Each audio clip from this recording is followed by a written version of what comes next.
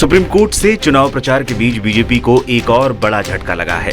पश्चिम बंगाल में तृणमूल कांग्रेस के खिलाफ प्रचार को लेकर बीजेपी को सुप्रीम कोर्ट से भी झटका लगा है। इससे पहले टीएमसी को नीचा दिखाने वाले बीजेपी के विज्ञापन पर कलकत्ता हाईकोर्ट ने रोक लगा दी थी।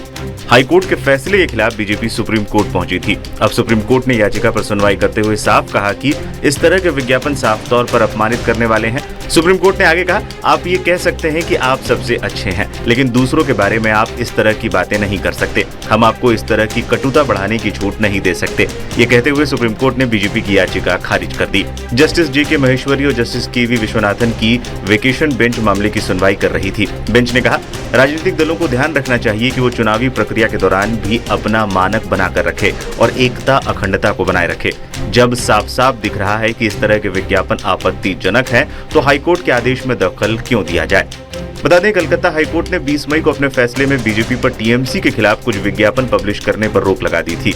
कहा गया था कि इन विज्ञापनों में टीएमसी और उसके कार्यकर्ताओं पर गंभीर आरोप लगाए गए हैं। 4 जून तक इन विज्ञापनों को छापने पर रोक लगी थी। बीजेपी की तरफ से पेश हुए वकील पीएस पटवालिया ने कहा कि फैसला सुनाने से पहले सिंगल जज की बेंच ने बीजेपी को अपना पक्ष रखने का मौका तक नहीं दिया। उन्होंने कहा, यह मामला चुनाव आयोग के पास भी पहुंचा था, वो भी इस पर विचार कर रहा था। उन्होंने कहा कि चुनाव आयोग ने बीजेपी को कारण बताओ नोटिस भी जारी किया था। बेंच ने कहा कि हाईकोर्ट के आदेश में स्पष्ट कहा गया है कि टीएमसी ने चुनाव आयोग के पास भी शिकायत की थी। आखिर चुनाव आयोग ने अब तक क्या किया? क्या आदेश के बाद भी आयोग ने कोई कदम उठाया? हमें तो कुछ नहीं पता चला। टीएमसी ने 4, 5, 10 और 12 मई के विज्ञापन पर लिखित शिकायत दी थी। आपका प्रतिद्वंदी आपका दुश्मन नहीं है। सुप्रीम कोर्ट इस मामले में अब दखल नहीं देना चाहता। इसके बाद बीजेपी के वकील ने खुद ही अपनी याचिका वापस ले ली। बता दें, पश्चिम बंगाल में आखिरी चरण का मतदान 1 जून को होना है। राज्य की 42 लोकसभा सीटों पर सभी चरणों में मतदान संपन्न कराया गया है। क्या है पूरा मामला?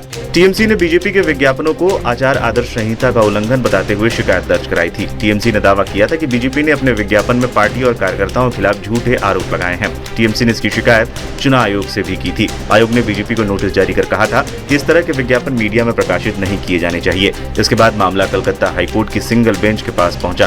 कोर्ट ने इस पर 4 जून तक रोक लगा दी थी। बीजेपी ने अपील दायर की, हाईकोर्ट ने उसे खारिज कर दिया था। इसके बाद बीजेपी मामले को लेकर सुप्रीम कोर्ट पहुंची थी।